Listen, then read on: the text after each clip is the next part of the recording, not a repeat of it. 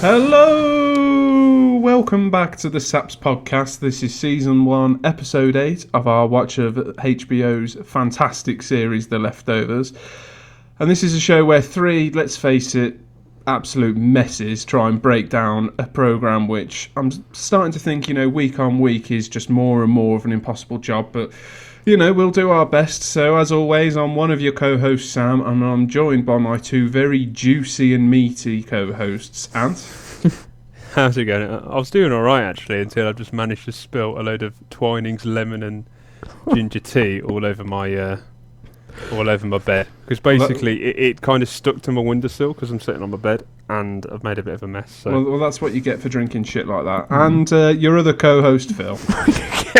Hello all. I like to think Ant's opening is kind of, a summary of his life to date so far. Just a bit of a mess, kind of a bit of a mess on the bed.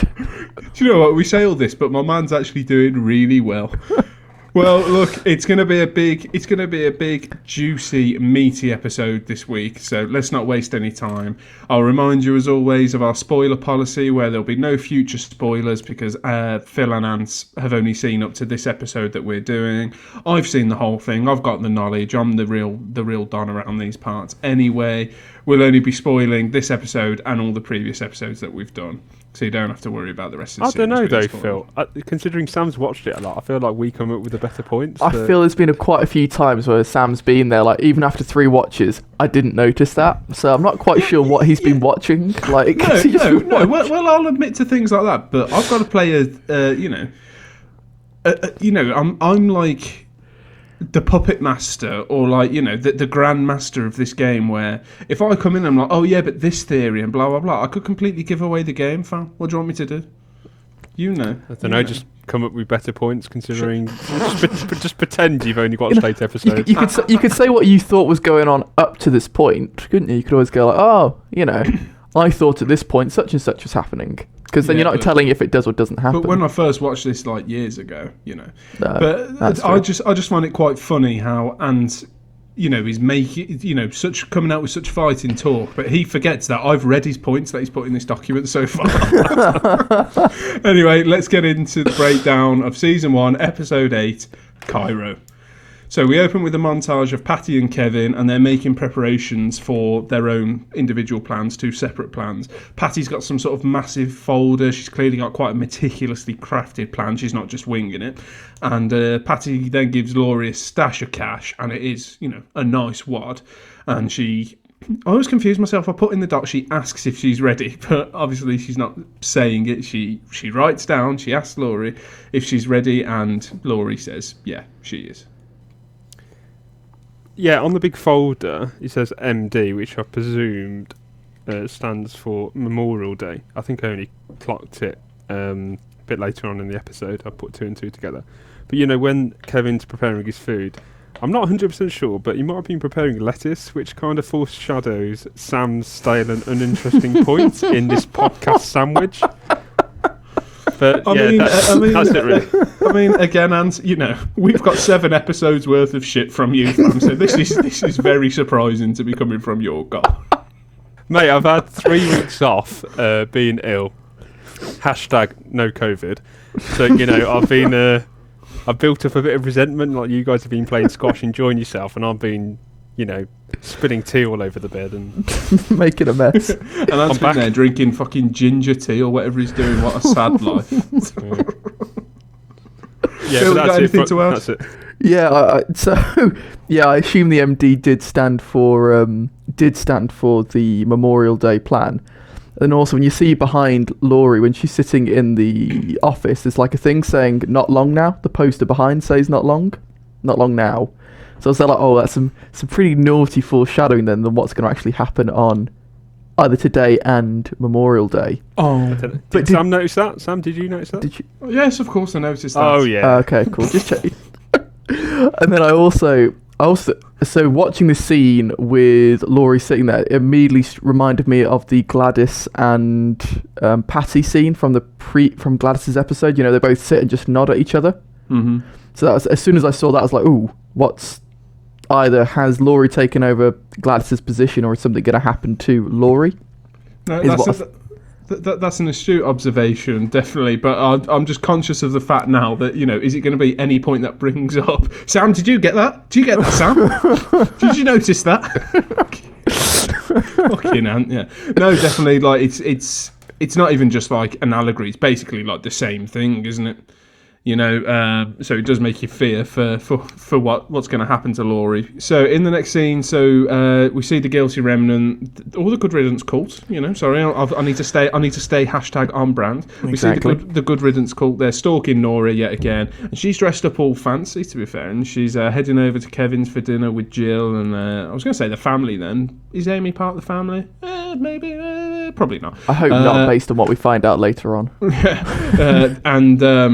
The dog, of course, is still barking outside, and following on from what we were talking about last week with the dog and its kind of representation of almost like the more magical side or the more strange side of Kevin's story, and how, we said last week it seems to be that the dog was trying to influence Kevin to go towards the Garvey Sr. storyline. This, again, in this episode makes me think the same thing because, Kevin isn't playing the game, if you like. He's focusing on his normal life with his new girlfriend and his family, and not all the mud stuff going on.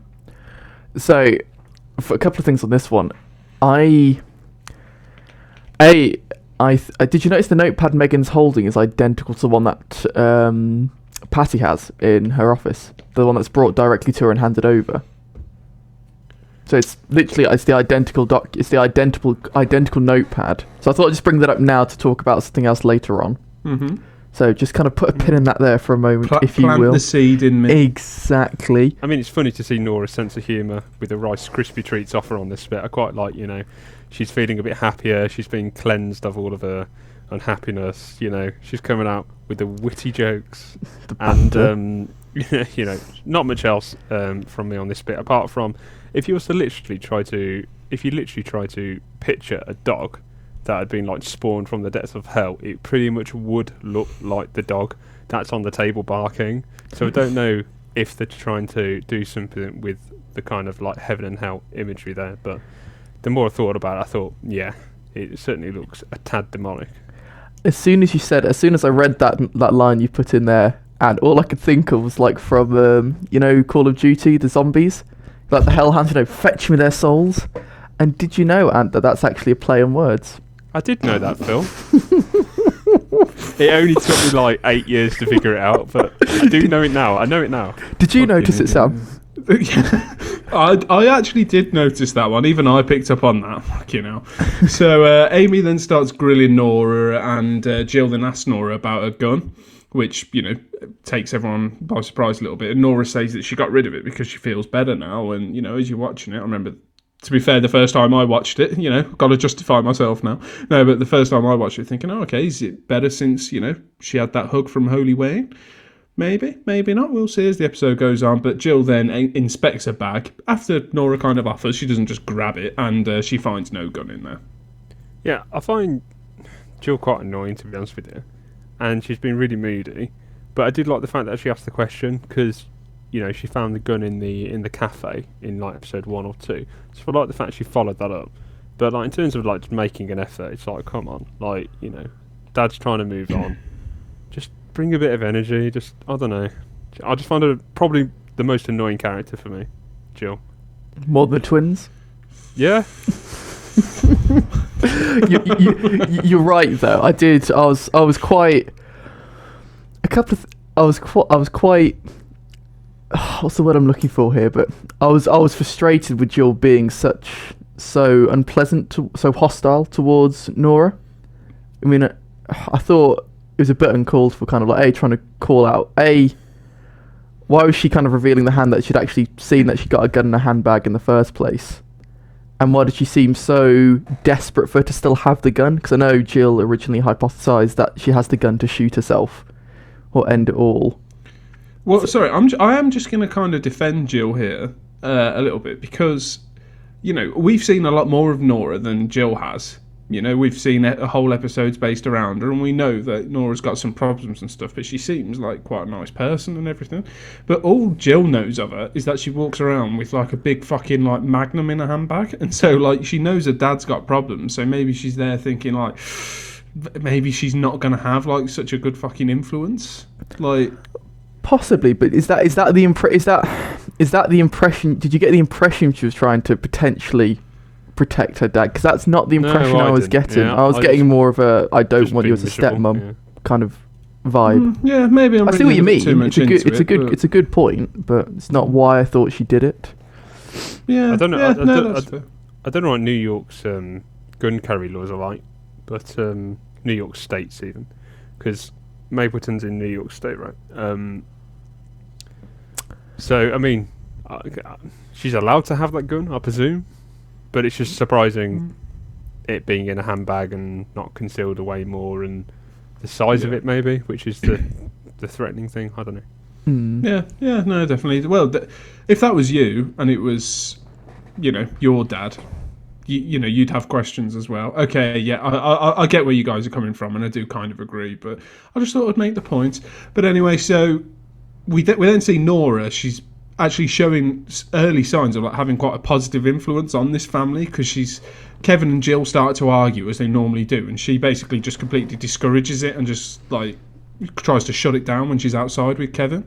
And thing is, then with Nora, we do actually see her having like a positive influence on this family, like even at this like early stage, because Kevin and Jill, it's clear that they're basically definitely going to have an argument, like as we've seen them do in pretty much every episode. But Nora just kind of discourages it and like battens it down, and Kevin like pretty much goes along with it, and then they kiss, and Nora tells him that everything will get better. So like I say, you can see like a good influence already from Nora. Yeah, I think she's a positive influence, and I like the fact that she's trying to. We've seen that she's had quite a dramatic improvement in her outlook on life, and I quite like the fact she tries to spread that with this family. I did quite like the banter of kind of like now I've been searched for firearms, and I kind of wondered if we're kind of seeing who she was before the departure, because she makes a joke about the offering Rice Krispie treats, makes a joke about the guns and firearms. So I wonder if we're seeing who she was prior to the 14th of October. She's definitely given off the impression to the audience that she's quote unquote better now. Not that there was anything wrong with her before, but you know what I mean. That she's in a better place. That's the impression she's giving off at this point, definitely. Yeah, for sure. It's nice to see it in a more relaxed state of mind, and see the more relaxed romance between them between Kevin and Nora is definitely nice, and see her potential future role in the family. So because when you're watching this, and you just, obviously it's a TV program, so you know that there's going to be twists and turns, but you just like to think, oh yeah, they'll be happy now. But we'll see about that one. So Kevin's then being kept awake as he's trying to sleep by the dog, and it all seems to represent that he's clearly just not comfortable just in his life at all, and this kind of Garvey Senior subplot is there kind of needling him a little bit. He's trying to make out that he's not bothered about it, but it is there in his mind, but he can't quite admit it to himself. Quite a lot of stuff like that going on. And so then he kind of like falls asleep, and he wakes up in Dean the dog killer's car out in the woods. It's like, yeah, okay, fair enough. And it turns out that they've kidnapped Patty. Not fair enough. And they basically took her out to this fucking cabin in the woods. I mean, there's a lot to unpack, isn't there, in this scene, but to get things rolling, why hasn't he called animal control or something to get rid of this dog? Because, what's he intending to do with it? Because it's just barking all day and all night, I presume. Why aren't the neighbours, getting angry? I mean, I know one of them started a fire. Have they got this kind of, weird kind of, situation, you annoy me, I'll annoy you? What's going on there? I kind of more thought about them being worried about Kevin, because we've seen at multiple, as far as the town's concerned, he is unstable. People don't trust him. They think he's become unstable, and maybe they don't want to, kind of provoke him any further. As you said, they've also set fire to the back fence, so maybe they feel a bit bad about that. But that's what I thought about it. Thing is, what I thought when I read that as well, in terms of what Ant said. again, it's the kind of thing that I just love with this program, where there is that kind of like just standard answer, lettuce answer from Phil, like, oh, maybe there weren't me, but no, I'm only joking. But no, but like I say, like stuff that is based on what we've seen. If it was a book, he'd say it is based in the text, because Kevin, I'm sure will have a reputation for kicking off and bashing up dry cleaners and that kind of thing. But the thing that it makes me think as well is that, because this is the leftovers and because you're never sure what's going on, it's like, well, is the dog actually barking that much, or is it in Kevin's mind a little bit? Again, that's kind of not really based on that much, but I don't know. There's just part of me that thinks kind of like the reason why I hadn't made this point, which is, people would say, will you fucking shut that dog up? But the fact that no one seems to say it, it just has, it leaves that little bit of doubt in your mind. That's all. That's the only point I want to make. Yeah, I know what you mean. Presumably we won't get an answer though, so we might as well move on. This sequence unfolds, and then I think, okay, is it a drug-related sequence or dream sequence? And then, considering the fact that Dean has turned up so many times in these sorts of moments, I'm going to start calling them Dean sequences now. I'll let myself out. Fantastic, absolutely fantastic. That is. I'm not going to say that's a meaty point. That's that's not a burger point. That's, in my mind, that's a happy meal. That's means nothing but brings a smile to your face. A Dean sequence, for fuck's sake! Yeah. Just get off this podcast, man. But anyway, so we'll cut then to Meg attacking Matt, just completely randomly, as you're seeing it. But it turns out he's distributed flyers saying, quote, "Come home, Megan," on there. And she's screaming and talking as she does it. And the only thing that I could think with this is that, the guilty remnant, sorry, good riddance cult, #on brand, they can dish it out, but they don't like it back. They can't take it very well. My favourite part of the previous episode, for those who haven't watched it, please catch episode 7. But it's when we're kind of like, we say, oh, the GR, they can dish it out, but they can't take it, yeah. I listened to that about so many times. I mean, the full-on hypocrites, they're so unlikable. And you kind of want them almost to have a redeeming feature, but they just do stuff like this, and it's like, well, you're not even playing by your own rules. And if one does it, then they all might as well do it, because none of them can break rank, and Meg has broken rank, So. Yeah, I was a bit surprised that she broke rank quite like that. I mean, I know Matt kind of tries to explain her reaction later on, but I was still a bit surprised that she lost control like that. She kind of starts screaming and shouting and hitting Matt. And I was kind of surprised by that. I thought she was supposed to be, as you've seen in other episodes, where she's kind of, well, I'm not scared of that, or she's quite committed to the cause. So the fact she broke like that really surprised me. And I'd wondered, and that's why I'm going to kind of bring back that notepad that she sees from, that Patty has in her office, that Meg then has in the preceding episode. So I'd wondered if some of this is slightly staged, and I'll explain more as we go on. Okay. I mean, to be honest with you, Phil, I never picked up the fact that they got identical notepads. But if that is the case, then you might think that Megan's trying to, like, Megan, she's trying to take over or something. But, well, actually, possibly you watch the scene and she looks kind of like desperate and acting out of anger. That doesn't look pre-planned, but you never know. It doesn't, but you see things that happen at other stages in this episode that seem slightly out of character or appear to have more significance than they might initially have. Sorry, when you think about it, will have more significance than they might initially appear to have. Okay. I mean, what I like about this is that Matt's really clever and he's using their own tactics on them.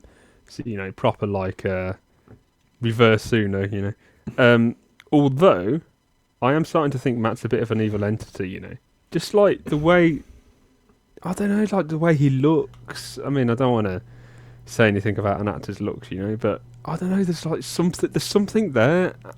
He does seem very manic and intense. Yeah, I know what you mean. I can't quite put my finger on it. I think there's something there. I don't know. And do you know what? And all I'll say is that as this series goes on, not even just this season, this series goes on, you will struggle with that question a bit more, because the thing is with Matt, there is always that kind of dichotomy where he seems like a nice guy in one thing, but then almost like the influence that he's giving off, it's like, is he actually helping the people around him? Like, oh yeah, there's a lot more to talk about as we go through the rest of this season. Series. I can't fucking wait. But so Dean the dog killer then says that Kevin hit Patty like really fucking hard, and Kevin's just got no recollection at all of what happened. I just want to keep calling him Dean the dog killer, so I will. Dean the dog killer then says it was all actually Kevin's idea, and they're out in Cairo, New York. It's like, all right then, and says that Kevin gave him the fucking directions to get there. And I'm sorry, I know it's like a really serious thing, you know, they've kidnapped Patty, they've physically assaulted her, they've got her tied up and all that, but I couldn't help but laugh when Kevin says to Dean, why did you do all this? At the kind of like half smirk on his face, and when he goes, well, because we're friends. It's like so childlike. I was like, fucking hell. Beautiful, wasn't it? I mean, would you help me in that situation, guys? You know, if I suddenly, guys, I've kidnapped someone, beaten them up, and put them in a cabin, what would you do? I'm there, fam. Cheers, the likelihood is that it would be Ant that we're beating up, so I'm there, fam. Oh yeah, because I'm well known for my movements in, like, you know, cults. Well, we haven't seen you for 3 weeks, fam. That's all I'm gonna say. Like, I don't know where you've been the last 3 weeks. Yeah, that's a good point, mate. I've been playing Rocket League with you, and not very well. Mate. MVP most times. Anyway. It is weird that in one of the previous episodes that there's, I believe it's one of the Dream/Dean sequences where Kevin wakes up and then there's some static in the background and they mentioned Cairo. So it's weird that they've gone to Cairo now. It's almost like, you know, the future is predetermined almost. I don't know if you could make a link between the fact that Cairo is obviously in Egypt originally, and they're in Cairo, New York state, and I don't know if there's some link with the National Geographic magazine. There is. Potentially. And then, you know, in the background of the shed that they're in, there's two deer in the background. I thought maybe they could be representative of Kevin and Dean, because obviously you have the deer in episode 1 all throughout, and you don't really see it again. So it was interesting to see that kind of come back into the fold, you know. Yeah. So I thought, so two things here. A, Cairo is mentioned in the National Geographic magazine. Reference the previous one as, I think they call it Cairo, the troubled Arab capital or something along those lines, I think is what it says. So I think at the time there's some kind of civil unrest going on, but also I saw the deer more as being Patty and Gladys, because the deer's killed in the first episode. It's ripped apart by the pack of dogs, and then I was like, okay, so Patty dies, and I was like, oh, well, I wonder what this is going to mean then for Gladys, who's now tied up. No, you got that the wrong way round. Gladys is dead. Sorry, Gladys dead. Patty's the one tied up. Sorry. Villain names is a tumultuous tale, to say the least. The thing, what I love about this program, and I know I say it every week, but you know there are just so many different interpretations. So Ant thinks it's Kevin and Dean, Phil thinks it's Patty and Gladys, and I think it represents the 2% of the departure. Yes! I mean, all good points. There are no wrong answers. 24 minutes in, my man. You know what? I think that's a record. Even if nobody listens to this podcast, I am so happy I can listen back and just see the jokes just develop.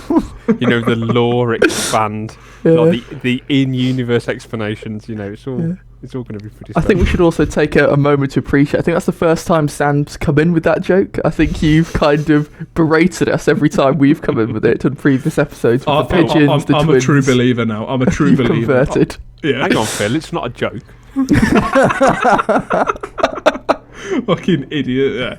Anyway, so Dean the dog killer then actually reveals the reason why Kevin does have that dog tied up, and it's that Kevin made a bet with him that Kevin could actually tame one of these rabid dogs, and if he could, then Dean would go around killing them all.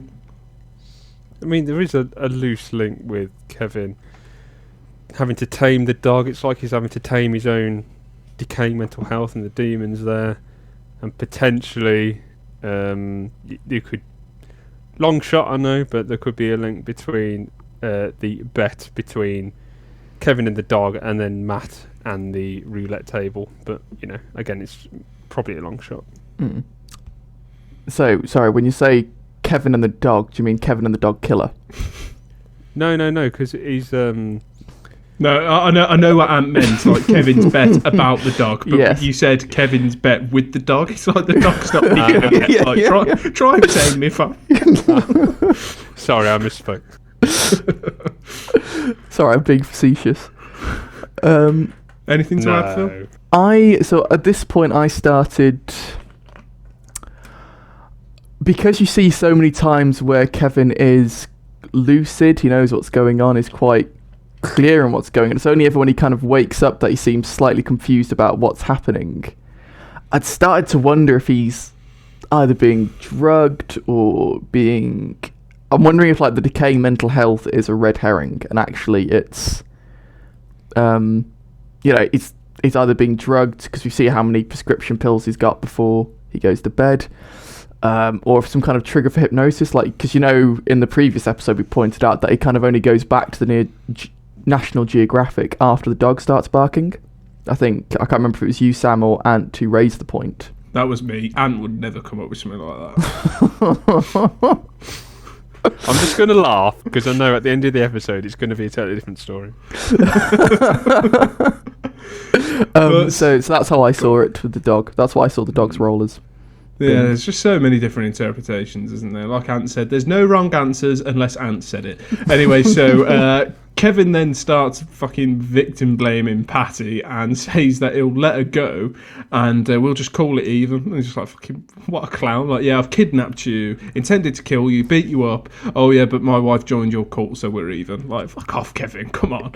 And she just spits in his face and rejects his offer and says that she'll report him, and I mean, like, fucking rightly so. Yeah. And Patty says that he'll have to kill her if he doesn't want to lose everything. Almost like she's kind of goading him to actually do it.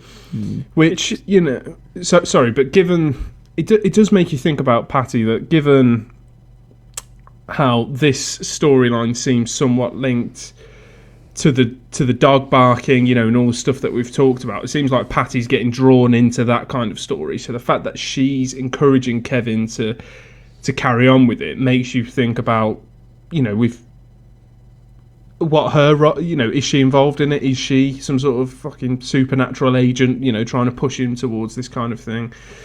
It's because it's the first time that she seemed like almost wrapped up in that side of the story. Yeah, for sure. Because if you were captured or kidnapped and then you had a chance to speak, you wouldn't say, "Oh, you'll have to kill me." You'd be like, "Please let me away." Yeah, that's fine. Yeah, I won't report it, and then you go away and then report them. The fact that Kevin has done all of this whilst high on drugs or dozed up. That's going to open so many plot points in the future, because it's almost like Kevin can almost do anything, and he's not really sure what he's done. You're not really sure if what he's seen is the truth. It's a device that they're going to use to take you down many different paths. Sorry, but when you say he could have done this whilst dosed up on drugs, what are you referring to there? Have we seen him take? I know he's got loads of pills, but he flushed them all away. A couple of episodes ago. Well, maybe it's still an after effect. I don't know, but he doesn't remember what he's done. That's the point. Okay, so why doesn't he remember what he's done? Is it a lingering effect from the medication, or is it literally? I mean, what's your explanation then, Sam? Why can't he remember? Well,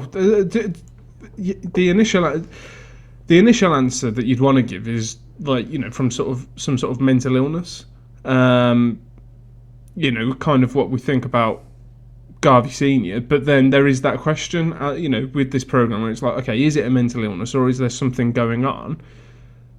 that we're not privy to, obviously, that we're discussing and everyone else isn't privy to, but Garvey Senior is, and all this kind of thing. So when you say what is the answer, well, at this point in the program, there is no answer. So what I thought about here was that, and maybe I'm making completely wrong connections, but it always seemed to me, is there anyone else trying to think back through of kind of, well, if he was being drugged or hypnosis, how would they be administering the drug?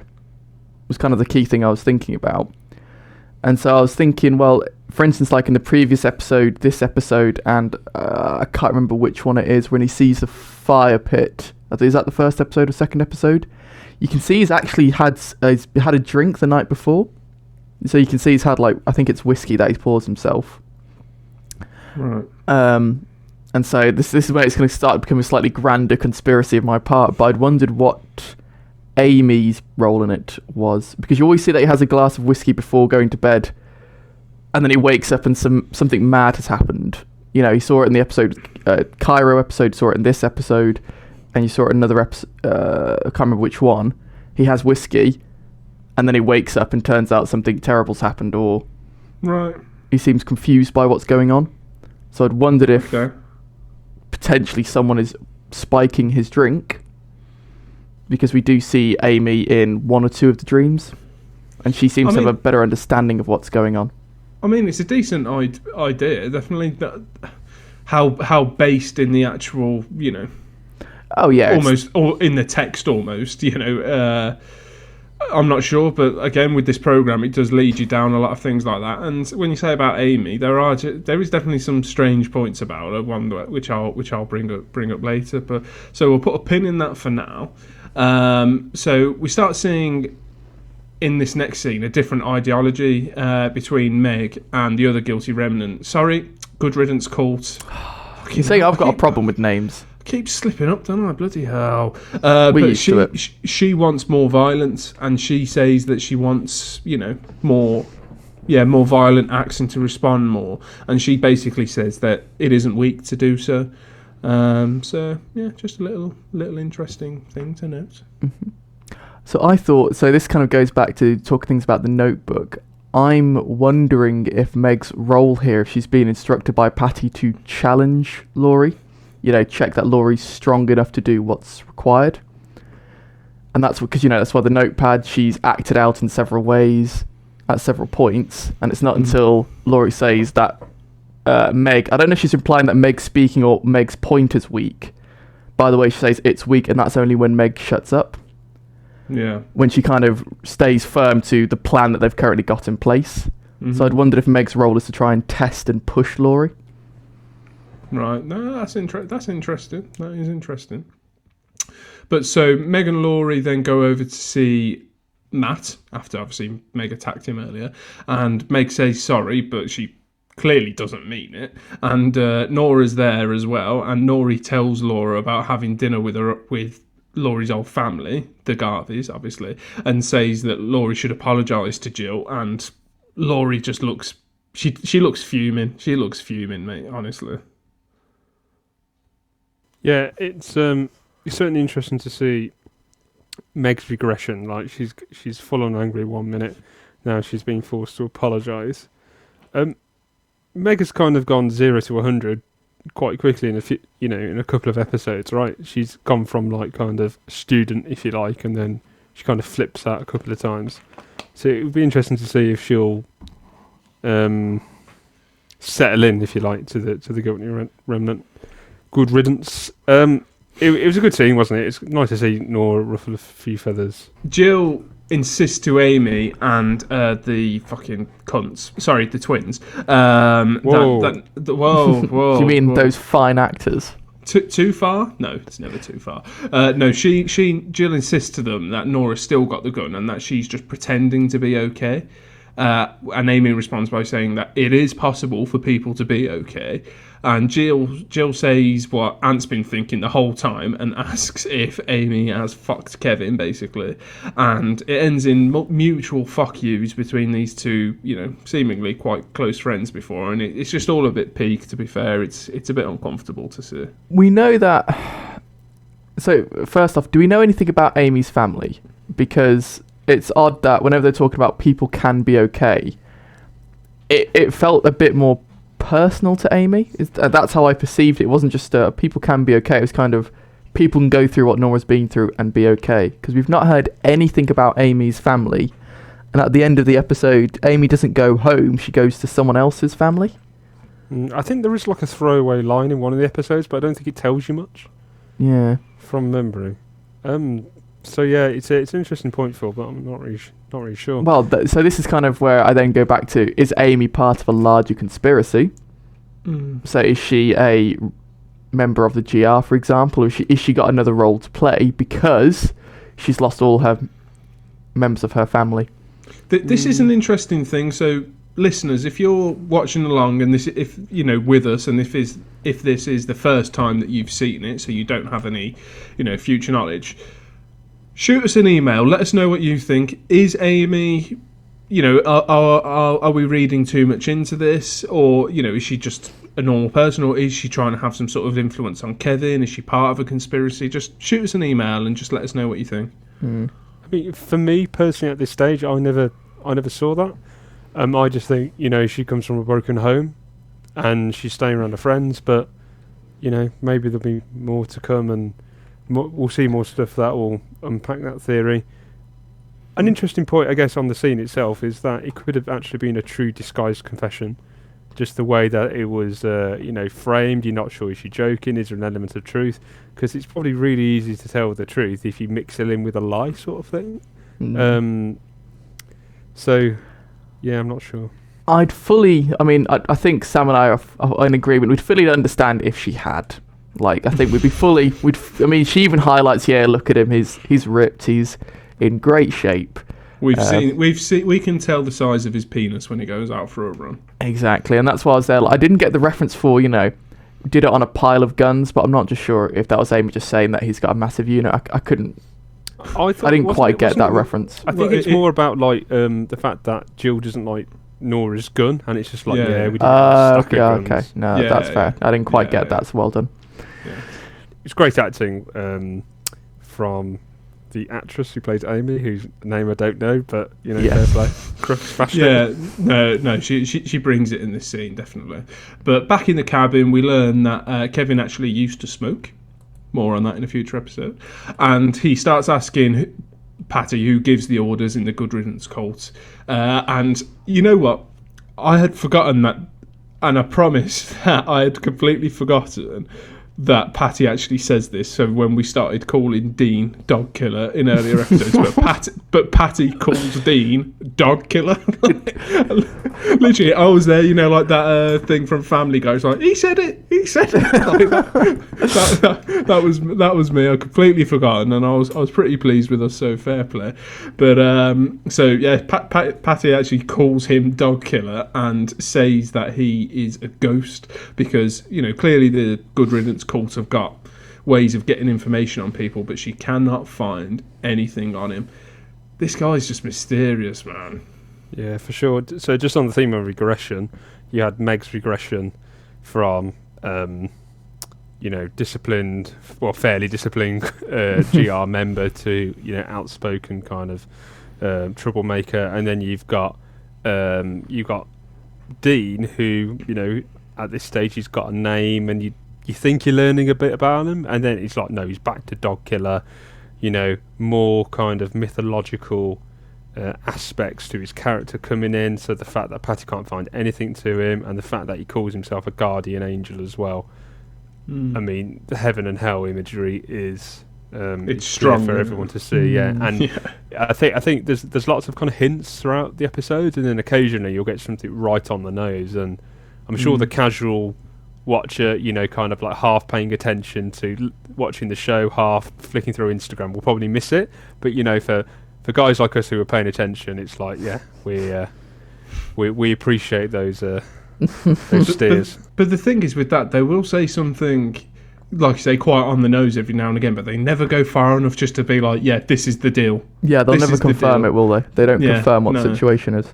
And I love it, and I hate it, all in one. All Yeah, in same. one. So just outside the cabin, Dean the dog killer says to Kevin that it's time to, quote, end it, unquote, and insists that Kevin wants to hurt Patty for what she's done to the town and to his family.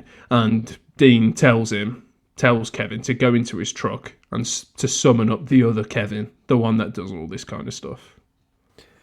Yeah, you do think everything with Dean the dog killer, it's almost like, is he actually talking about what he's talking about, if that makes sense? Is he like kind of into more of an inner struggle with Kevin, and he's talking about Patty and everything? It's almost like, is that kind of superficial?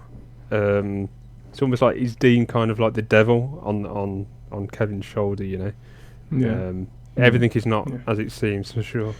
He's definitely not a good influence, is he? It's not, which is interesting as he refers to himself as a guardian angel. So I thought it was quite a good point when you raise it as devil on his shoulder. Yeah, he's definitely a dichotomy, like, for sure.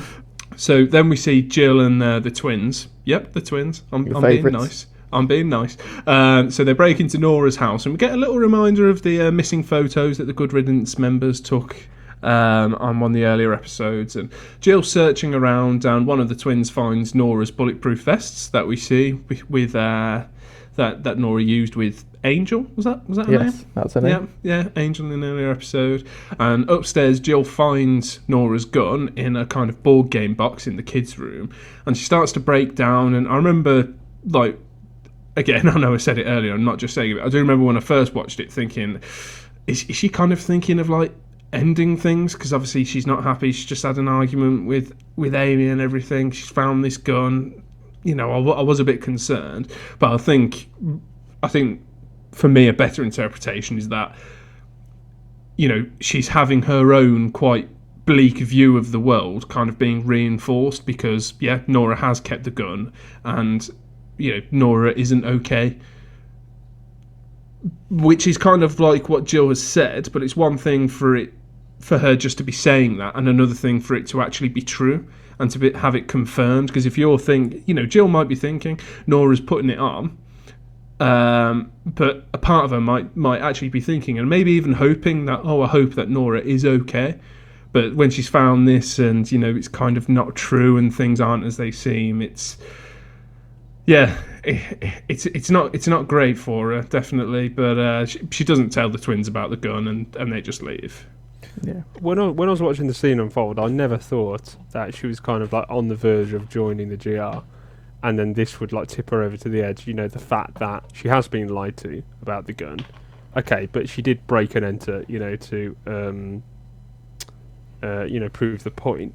But I have expressed the fact that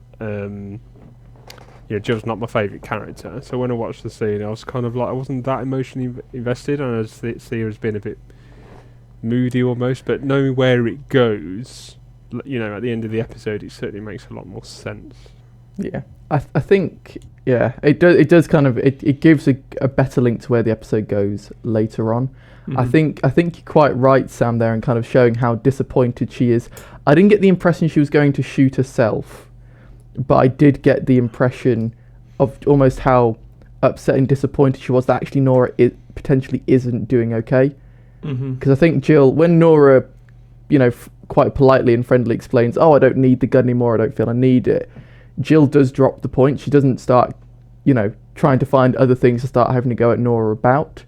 Yeah. So I think you're right. I think she's almost in a bizarre way hoping that actually Nora is better, because if Nora can improve, then maybe Jill can improve. Exactly. Yeah. It's almost a bit of hope almost. Well, that's it. Amy said to her, it is possible for people to be okay. And it's almost like she's gone to Nora's house to almost try and prove that. And like you say, she might be thinking to herself, okay, I hope I don't find anything, because then maybe Amy's right.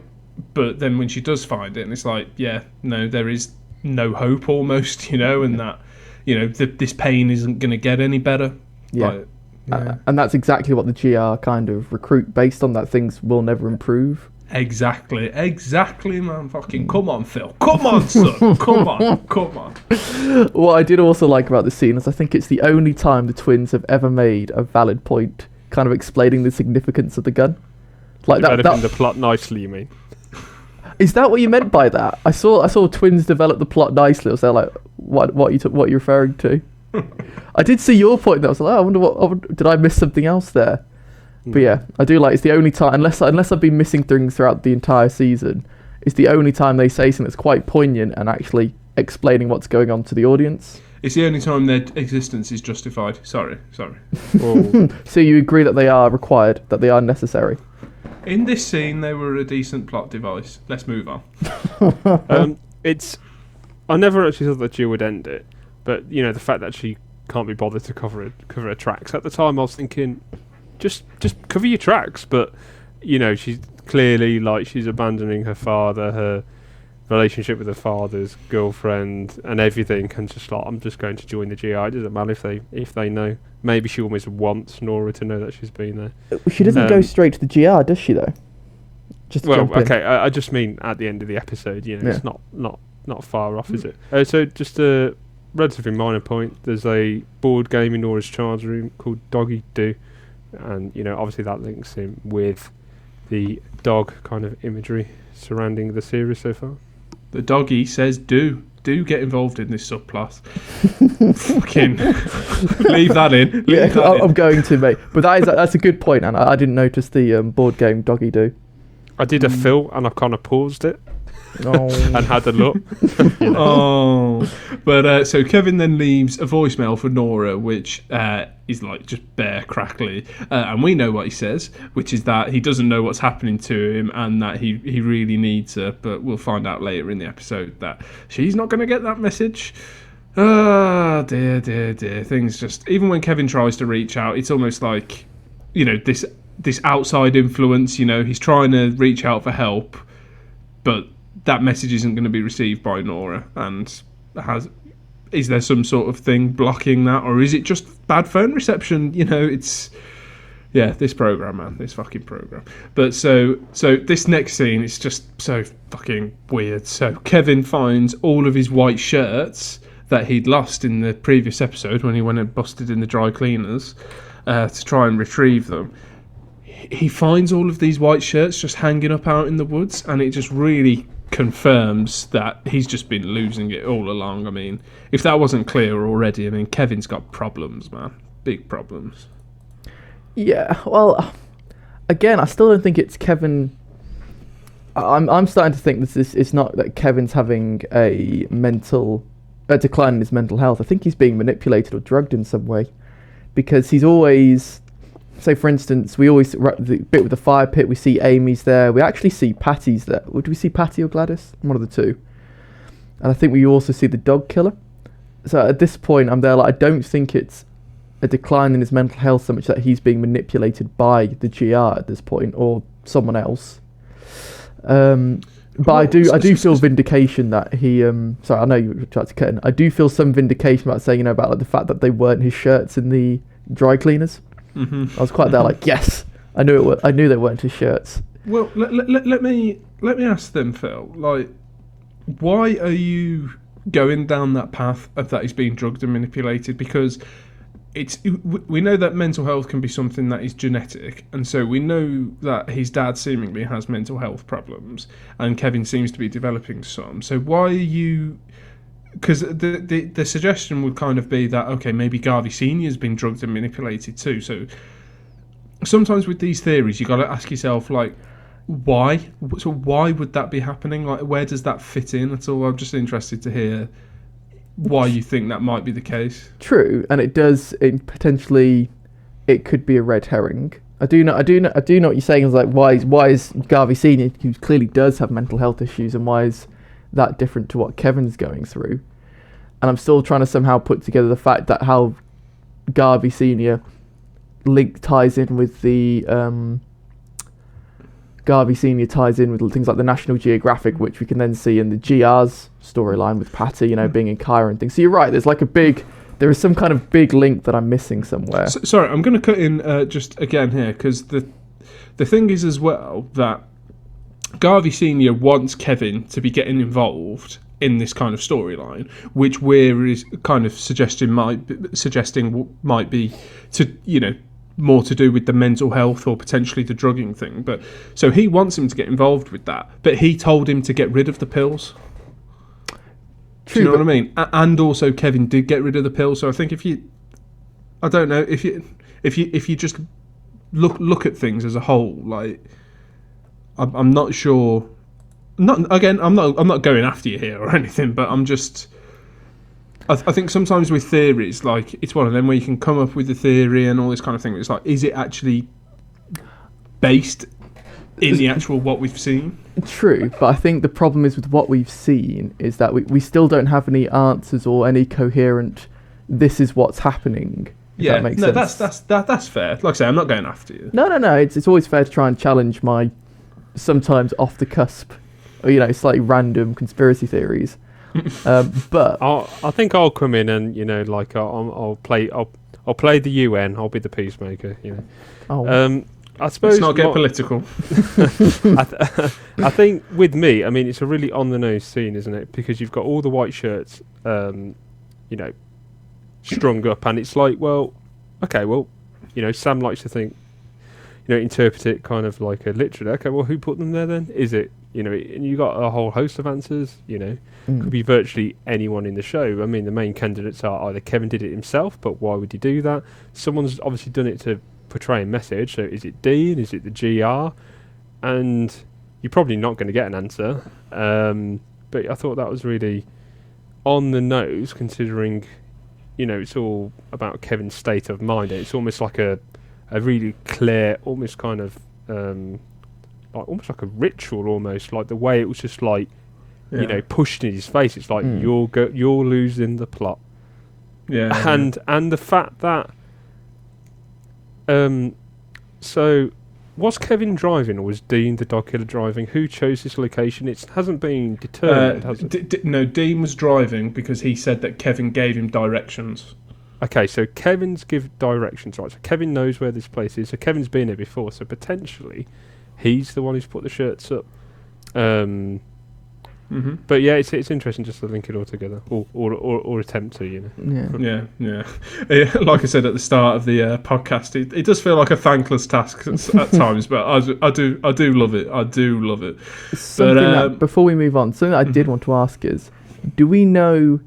When he walks past the fire pit, he sees 4 or 5 sets of boots and shoes. Mm-hmm. Do we have any idea whose they belong to? No. So no. Yeah. So do we know if any other GR members have gone missing, or if someone else has died, or what's going on? Because it seemed random. There were like 4 or 5 sets of boots there. Yeah. I'd have to go back and see it. Well, I think the answer is, if we're talking, from what we've seen and everything, do we know? No, we don't. that is just the simple answer at this current point in time. But so Kevin basically decides that he's going to let Patty go and just live with the consequences. So you would say, yeah, definitely that would be the right thing to do. But as he goes in, Dean the dog killer's trying to kill her by suffocation, and Kevin fights to save her, and dog killer basically tells Patty that he, quote, tried. And in light of what Patty does, which we'll talk about, in a few points' time, what does that kind of mean to you guys? What Dean said to her? So for me, was it that Dean knew that Patty was going to do that, and he tried to kill her to stop her from doing it, to stop Kevin from getting framed? Potentially, when Dean the dog killer leaves, it's almost like he's talking to someone else. He's talking to a voice or something. He's not talking to Patty or Kevin. Almost like Garvey Senior does. Like Garvey Senior, he doesn't say like, "Oh, shut the fuck up, I tried," something along those lines. But it's very clear it's not to those. So I mean, again, does he have the same kind of link to the other dimension, the other world, or other reality? That I've mentioned in many an episode. That's a good interpretation. I mean, I'm not going to lie. For me, I did just think that because Patty's obviously breathing heavily after or whatever, so I thought he was just saying it to her. But I do quite like the idea. Yeah, I didn't notice that he wasn't, but it may have been something that I missed, and maybe you're right. I didn't register that, but I see what you mean. He might even like turn his head to the side as if he's talking to someone. It's probably worth a rewatch, that bit for you guys. Yeah. Well, listeners, again, shoot us an email. Let us know what you think. Is Ant just an idiot? I mean, the answer is yes, but you know what? On this specific point, I've been attacked in this in this podcast. I never forget a thing. So, Phil, you got anything to add? I didn't think it was. I said I missed the point that Sam just made. That Ant just made about him being potentially talking to other people in the scene. But I think again, this is all starting to tie into my conspiracy that I suspect that Dog Killer and Patty are actually working cahoots with each other. I think there is a much bigger conspiracy going on here. I think DK knew the outcome of what was going to happen here because he's. But why would you try to kill her then? Why didn't because let it's get still on with it if they're working together? Because he's still. I think he's still. I'm trying to think of the best way to kind of articulate this because Kevin's still implicit. However she dies in the cabin, Kevin is still implicit in it. You know, he apparently helped abduct her. Brought her to this place, potentially beat her up. So even if she dies because Dean suffocates her, he's still complicit in it. And if he'd waited outside like Dean wanted him to, he's complicit in her death. Right. Here's a question for you then that I've just thought off the cuff. Do you believe, Dean, that Kevin assaulted Patty and it was all his idea? No. I'm really not sure. Because I know that. Well, it's almost impossible to say, isn't it? What do I believe? Your gut instinct. Your gut instinct. I thought, yeah. I thought he had done it. But maybe it was like maybe Dean was doing majority of the aggression and maybe Kevin not so much, but he was still kind of going along with it. I mean, he was giving him directions. Or maybe he wasn't giving him directions. I don't know. Well, actually, do you know what I've just thought of, though? Like, that we'll come on to. Like, Patty tells Kevin... She says that, like, you called me is it a FAPS, C-U-N-T, or, like, something. Yeah. Like, so she's saying that Kevin does it, actually, as well, doesn't she? So it's not just... So, again, like, if you go along with Phil's kind of thinking, if Patty and Dean are on the same wavelength, then maybe they're just manipulating it to get Kevin involved. Oh, fucking hell, man. This is giving me a headache. Yeah, I know, but think about, like, with Gladys's murder, Dean's around at the time. Yeah. You know, he turns up after. He's not there for the murder. No, he's there pretty much because he helps them find the body, doesn't he? Yeah, but he's not there for the murder. He turns up after. But what I'm saying is he's in the vicinity. What I'm saying though is that he is by complete coincidence near where she dies when other people are looking for her. Well, we don't see the people who actually, you know, abduct Gladys. You wouldn't be surprised if he was one of them. Yeah, very true. Again, nothing to base that on, but just, you know, a general point. He's just so confusing. But, yeah. So I'm still thinking about because we're friends. Exactly. It seems like a very weak reason to go along with abducting people. Yeah. You know, like, oh, just because we're friends. Like, I had a conversation with Laura, slightly off topic, but I asked her if she'd help me cover up a murder. Now, she says no, that she wouldn't, which I was very disappointed in. But would you, if I called you up now, Sam, look, just killed a man, don't want to go into it, but will you help me hide the body? What's your answer? Well, as we're talking on a public place, the answer is no, Phil, no. Of course not, Phil, and let me call 999 for you and I'll report you. Yeah. No, but genuinely, like, you know, not to sound like a goody two-shoot, well, no, I wouldn't. Yeah, exactly. And I've known you for, what, God knows how many years now, Sam. Bear time. Let's move on. No, but this is what I'm saying is all I'm saying is I think Dean is... I'm hurt. I don't think we've made a point for 10 minutes. That's what I'm trying to do now, Fab. I'm trying to summarise. I'm sorry, but Ant's just like, he's so sick of this. Let's just move on. Right, so to summarise my point, I think Dean is far more involved in this, and I think he's involved with Patty because the pretense he gives for being there and trying to help Kevin is because we're friends. They've known each other a couple of months, and even Kevin's not sure of their relationship. Yeah, okay. And has said that several times. No, I think that's a pretty good summarisation. Yeah. Also, just another quick one. Dean actually argues with Kevin in a public forum about having the curfew and things, which I think potentially it goes along with what Patty wanted, doesn't it? Earlier on. Yes, yeah, you would say so. But I think they're in cahoots. Okay, no, that's I can't criticise that point of view. So fair play. Now we'll move on like Ant wants. So we're back with Meg, and she's continuing to talk, and she mentions Memorial Day that's coming up. Like we said earlier, it's on the binder, and she says that she can't wait to see Nora's face after what happens on Memorial Day, which is a little bit sinister. But Laurie then takes shipment of something and gives the guys who deliver it that big wad of cash that we saw earlier on. So this goes into also, you know, when she slaps her and walks away, you actually see it flashes back to Meg, and Meg smiles.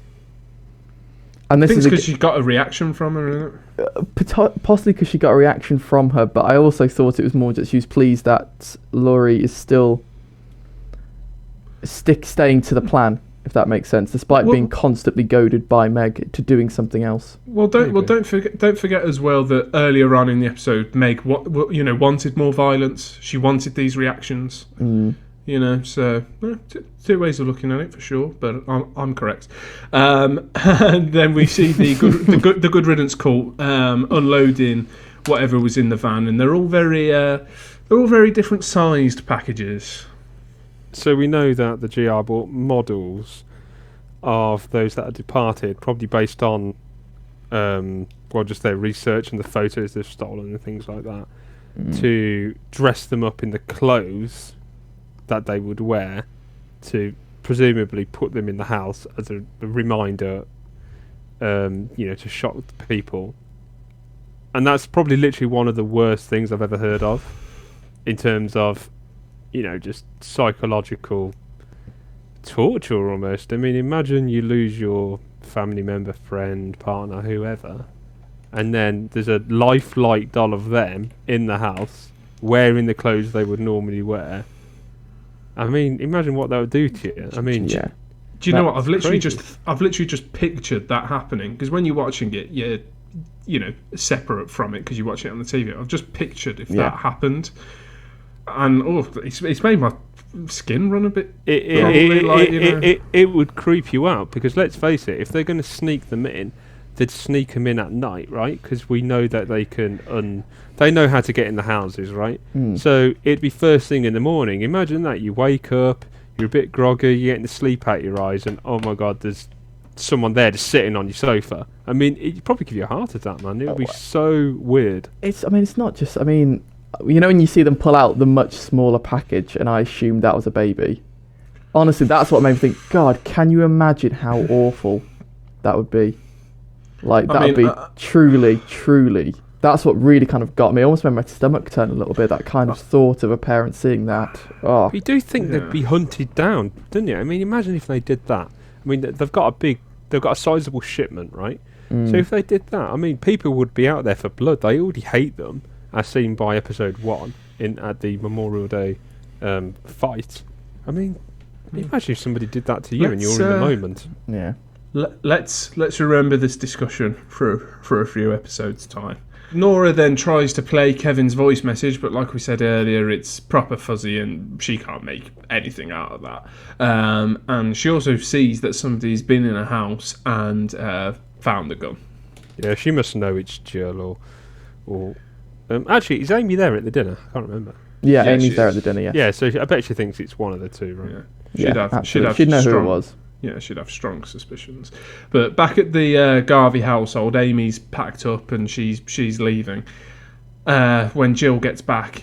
And it's one thing that really struck me with this. Jill arrives and disables the alarm, but Amy's already in the house and the alarm was activated. And when I watched it, I was like, is that just me, or is it because she was upstairs or something? But like Amy's in the house and the alarm's activated, and we've seen multiple times that when someone enters the house, if someone's in there, the alarm fucking goes off. So all this stuff that we talk about with Amy, I don't know, that's the most clear thing to me. Like, there seems to be something a bit fucking weird going on there. But anyway, so Amy packs up and she leaves, and Jill heads out to the dog outside with a big, like, fuck off knife. And you're thinking a bit like, oh, what are you doing here? But the dog actually just, like, chills out to Jill, like, isn't barking loads, and Jill just lets it go. I never noticed the alarm bit, and I think it's probably worth me honing in on and going back and re-watching, because alarms, home alarms, to my knowledge, they're activated by turning them on. It's not like you can stay still and it will automatically come on. Do you see what I mean? Yeah. I did think in my head, as Amy just been kind of sat very still watching. Is she watching TV or something? No, she's upstairs packing, isn't she? She's upstairs packing there, that's right. And it turned on. So it's like, well, so she's in the house, Amy knows the alarm and has turned it back on, but has then managed to go and upstairs and start packing without activating the alarm. It doesn't make sense. It's not possible. So this is why I started to be more suspicious of Amy, because she was able to get into the house without setting the alarm off. So I was that's where I started to wonder, well, either she's somehow, I don't know, dead and doesn't trigger the alarm, or she either set the alarm to let her know when Jill would be coming back, so that she'd know when to come downstairs, or she knows she's part of, again, wider conspiracy, because she knows how to get in and out of the house without setting off the alarm, and thus kind of being able to do things to Kevin, or kind of messing with Kevin's head without setting off the alarm and waking him up and disturbing him. There's something there. They've touched on the alarm a lot, haven't they? Yeah. The fact that Kevin can't work it out, the fact that it's a bit inconsistent if it's on or off and all that kind of stuff. So, who knows? Certainly not me, but it's certainly interesting. And I never really thought of Amy as a sort of cosmic entity, if you like, before having this discussion. But the more I'm thinking about it, I definitely think she's there's something going on there, and she's not just a friend, you know. Yeah. Also, the scene with Jill and the dog. I don't typically know how dogs react when you have a massive knife, but the dog did seem really calm, so that probably links in with what Sam was saying earlier about the barking being in Kevin's mind, and the fact that she lets him go. It's almost like fairly symbolic of maybe, I don't know, Jill cutting away her old life, knowing that's what she does now. Yeah. Oh, possibly. Who let the dogs out? Jill. I saw that on this document earlier, and I was there like, yes, Ant. Bow Wow Boys, Ant. What a man. Coming through like a happy meal. Let's swiftly move on. So Laurie then tells the rest of the Good Riddance cult that tomorrow, whatever that is still on despite Patty being missing.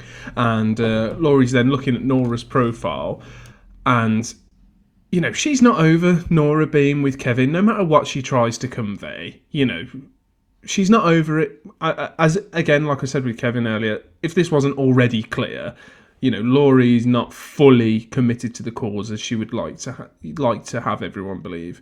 But then there's a knock at the door, and we hear someone say, "Can I stay here?" And it's Jill, and she's turned up at the Good Riddance cult house, and her and her mum have.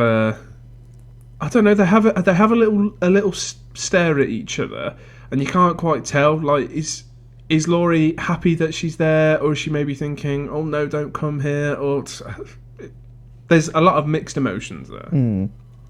It's interesting to see how Laurie's the de facto leader of the GR now. I mean, they certainly have a lot of strong female leadership, don't they, in the GR, which I guess is nice and diverse. It's true. I assume she's the leader because she sits at Patty's desk, and that's again why I kind of thought maybe she knows what's happening to Patty, so she's aware of the whole plan. Yeah. Maybe. So that's why I thought she moves there. You're right when you see conflict coming into her eyes when she sees Jill walk in, and I think it's multiple things. If she's not supposed to have feelings towards Jill. I think you're right to say that she was conflicted because she shouldn't have feelings towards Jill, if that makes sense. I know she does, and she is her mother, so it'd be very hard not to. But I think there is a certain level of I shouldn't feel either way about Jill turning up, or I should be happy that Jill's joining because that's the whole point of the cult, to get more members and then do some kind of big show. I mean, as we know that GR members are being sacrificed for to achieve martyrdom, if you like. Laurie's probably thinking, well, yes, it's my daughter, but you're in for a world of danger. I mean, they're being attacked in the street with rocks. They're being sacrificed by themselves. So I don't know what she's thinking, to be honest with her. I don't think she'd be happy or sad. She's kind of like, I mean, she never made any effort to see her anyway, right? Even when she hadn't joined. So maybe she's just like kind of forgot about it, and she's just like, oh well, whatever. I don't know, she's because she goes. Isn't she? Yeah, she's conflicted because she goes back for the lighter. She still sometimes sits outside the old house. So I think there's still. She's not completely forgotten and moved on.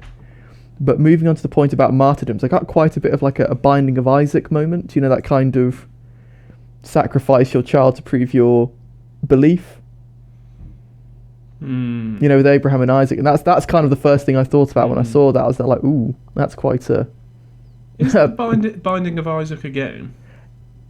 It is a game as well, but the game's name is based off the biblical moment of. Oh right, okay. So the actual section, and it's referred to as the Binding of Isaac, where Abraham goes to sacrifice Isaac because God asked him to. Yeah. No, to be fair, that's not something God. Also a great game, to be fair, if you ever play it. So. I won't. No, to be fair, that is a good point that I hadn't picked up on. Don't attack me for it. But I hope that's okay to say. But I've got to say, I love these next scenes with Kevin and Patty in this episode. And not just because we hear Patty say Kevin for the first time, which is if anyone's in the Leftovers community or been on the Reddit or anything like that, you'll know that's a great meme. A meme amongst the fandom. But anyway, so Patty asks Kevin if he's actually ever really thought about the departure, and she says that it doesn't actually matter what happened, but the fact is that it did happen. She says that she accepts that it did happen, whilst everyone else just pushes it aside and ignores it and doesn't almost like accept it and doesn't remember what happened. And she goes on to say that they all want to be living reminders in the Good Riddance cult. And she admits to murdering Gladys because now everybody remembers her. Everybody remembers in that town Gladys, who got murdered by stoning. And she says that she was okay with it, that Gladys was okay with it. And she says that Laurie will be too when her time comes, which is, I mean, if we're talking about trying to goad Kevin, earlier on, fuck. I mean, to be honest with you, I don't really buy what Patty says. That people don't remember them, and they have to be living reminders. From my perspective, it's like Nora's evidence, right? That they do remember those that have departed, and they do accept what happened. If you like, they know it happened, but you can't dwell on the past forever. So it's a bit unnecessary what the GR are doing. And, for me, Gladys's reveal felt a tad flat. Like, I don't know, just considering everything else that happened at the moment, it was a bit like, oh, okay, well, she was killed. Okay, I get that. And then, they want Gladys to be a martyr, but you think about it, those in the town will be thinking, oh, isn't it great that, Gladys was a living reminder, and now she's died. Oh, what a hero. Their opinion is not going to be changed of her. It's just going to be like, oh, well, it's a shame, isn't it, that the cult member got killed, but, life goes on. I don't know. So, well, I think if I can just respond to a couple of them things. So, on the last one, it's not meant to be, oh, she was killed, she's a living reminder. It's just the fact that it's like, oh, yeah, she got killed, and then the conversation will come up about the guilty remnant and that kind of thing, and just, like, keeping it in the mind almost. Okay, yeah. But also, like, when you're saying about the Gladys reveal, I would say that it's not really a reveal because, I think it's pretty clear from Gladys's episode that, what the deal was. You know, I think when we spoke about this stuff, so it's more like a confirmation. It's not meant to be like a big reveal and a big moment. So when you're saying that it felt a bit flat, I would kind of push back a little bit on that. Sorry, Phil, you go, mate. It's probably a reveal for the majority of the people watching the show, though, right? Because not everyone would have picked up on those little nods and stuff we've seen. I don't know. You know what I mean? When it actually came out in the open, it didn't quite have the impact with me than it might have had on someone else, perhaps. So what I thought about her way of... I actually quite liked how she delivered it, because I actually thought they were trying to give... And maybe I'm completely misread it, give the game away as to what they actually think, what, you know, the Good Riddance squad actually are thinking. So they're all... we know they're kind of either a cult or religion, so they believe something, you know, something's happening. But I also thought the fact, you know, like the poetry, you know, she recites lines from a poem regarding about kind of, you know, horses and pestilence and woe. So I kind of started getting the impression that of the apocalypse is what I started to think of, like the horsemen of the apocalypse. Because she talks about, you know, the whole poem's based around horsemen coming. And we know from biblical sense, you know, the 4 horsemen of the apocalypse. I wonder if the guilty remnants still think the apocalypse is coming. So I thought it was a bit of a reveal to not just the fact that, oh yes, we martyred Gladys, but also actually we still think there's something to come now, and we think it's actually the end of the world, you know, coming for everyone else. No, I can kind of see that. I would slightly argue that the guilty remnants idea is that the world has already ended. You know, the world ended during the departure, so the apocalypse is already here. You know, almost like it's already happened. But that's just a minor point to say back to your fam. You know me, I've got to, you know, got to have the last word, and what am I like? Anyway, moving on. But Patty then says to Kevin that she wants him to commit, and you know, say that he understands what happened with the departure and that he understands what's happening now. And Patty says that Kevin doesn't have to hide from him. And, that seems just, like, intense. And in talking about what we've spoke about already, you know, is Patty an agent trying to push him towards that kind of thing? When she's saying, you know, Kevin, I want you to commit, you know, things seem to be...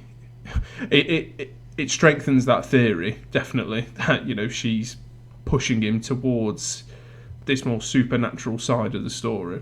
Sure. Yeah, absolutely. For me, I presume it's understanding Kevin's role in the greater picture, but we're not quite sure what the greater picture is yet. But we're seeing it unfold.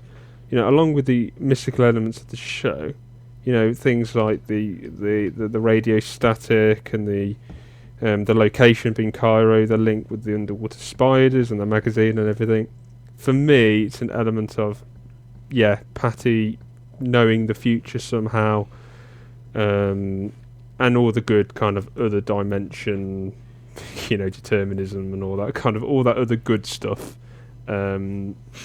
It's not quite as simple as Patty just wants to go out as a martyr. There's definitely an element of, you know, she's pushing Kevin along nicely to the end goal, but to the end game, but we just don't know what it is yet. And one thing I will say, this is no kind of specific spoilers, but when you're watching things on a rewatch, it really does make you think this kind of thing, like when you come back to the first season. But so Kevin cuts Patty free and just says that he'll tell everyone what happened and that he'd rather be insane and not understand what's going on, because he says to her, no, Patty, like, I don't understand you. And he said he'd rather that be the case than be a murderer. But then Patty picks up a shard of glass, which had broken earlier on in the episode, and insists that no, Kevin does understand, before fucking stabbing herself in the neck. Well, the thing is, Patty, you know, you're on about understanding and that Kevin understands, and all I thought was, well, we certainly don't fucking understand what's going on. This is my 3rd time watching all this shit, and I don't fucking know. Like, come on. It's almost as if the GL's a death cult, isn't it, at this stage?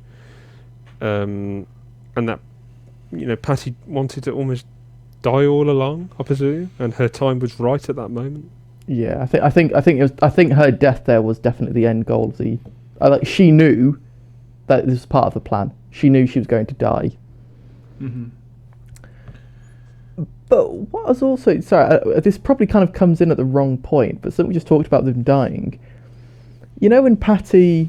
And also kind of goes back to the boots that I was talking about. You know we see Patty... In one of the dream sequences, Kevin sees in the back of his truck what appears to be members of the Guilty Remnant... Yeah. In the truck with bags over the head, very similar to Patty in the cabin, right? Yeah. And then, so I'm wondering, because nearly everything that's happened with Kevin in the dreams actually has had some kind of relation to real life. The dog, hearing Cairo, the fire pit, the shirts. The other boots, I wonder if other members have been murdered as well. Because there's clearly some kind of link there, and now thinking about it, I think that reinforces the idea that Kevin's part of the conspiracy, because why else would Kevin dream of them having bags over the head and then see exactly that which dog killer Dean has done to Patty? Mm-hmm. No, well, whether it's just a bit of foreshadowing or if it's something to do with Kevin's kind of agency in it, there's definitely questions, isn't there? I mean, with any TV show or book or anything, if ever there's any sort of dream sequence, there's usually a reason why it's in there. But it's certainly tough to unpack.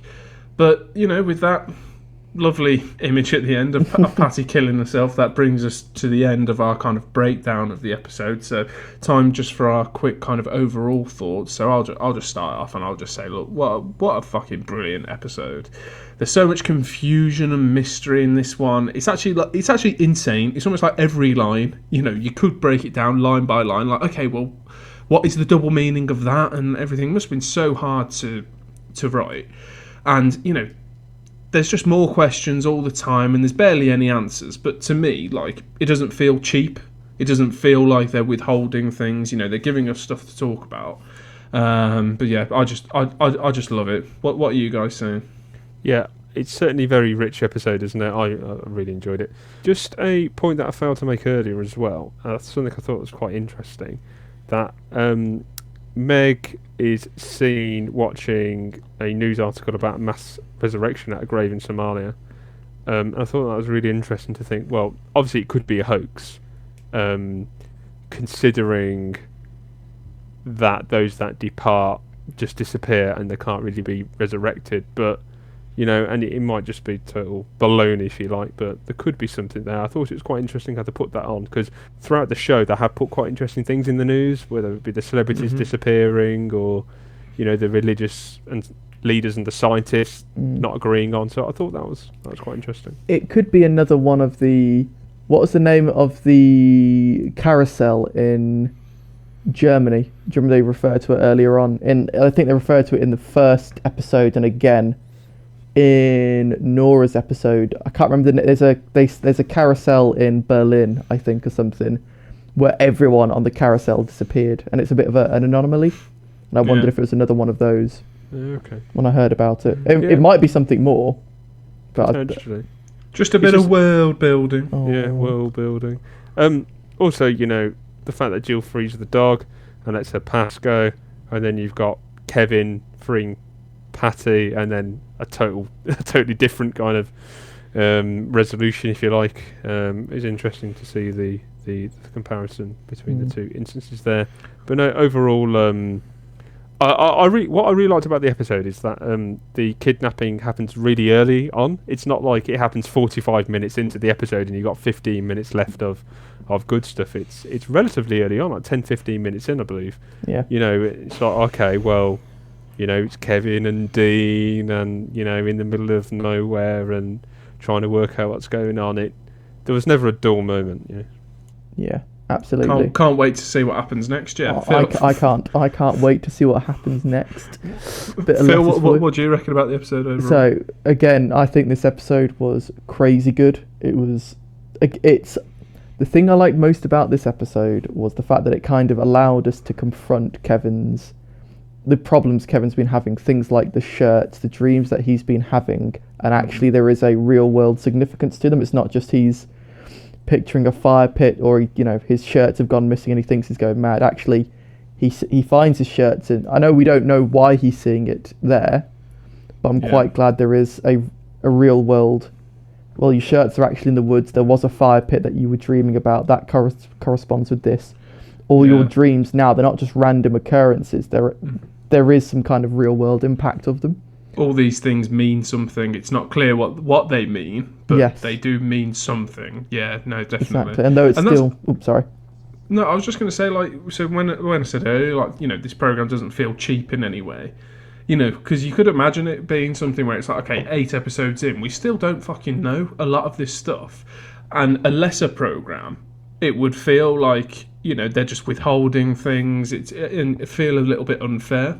Yes. But you never get that from this, and honestly, like, you know, I've recommended this program to so many people. I'm not sure how many people have actually watched it, but like, I just honestly think it was operating just on a completely different level to like so much TV out there. And when you hear people talking, when you hear people talking about the best TV shows ever and stuff, and this barely ever comes up, but for me, this is way up there. It's almost like a cult following, if I can use the pun.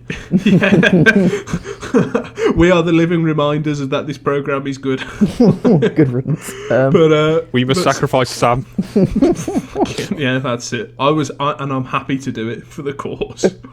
But no, that's it. I think that's a pretty good place to end it there. Like I say, this program's brilliant. Please tell everyone you know to watch it. Let's, you know, get a bit of a resurgence going. And let us know how we're doing. You know, we've got a Gmail at sapsreviewer@gmail.com. We've got a Twitter at sapspodcast. You know, let's keep the social channels going, and we'll leave Sam to manage all of that, and Phil and I just for escalation and important things. You know. No, but thank you so much for tuning in, and honestly, I cannot wait to cover next week's episode. The Garveys at their best is fucking brilliant. So we'll see you all for that next week. Thanks again. See you later, everyone. See you later. Bye.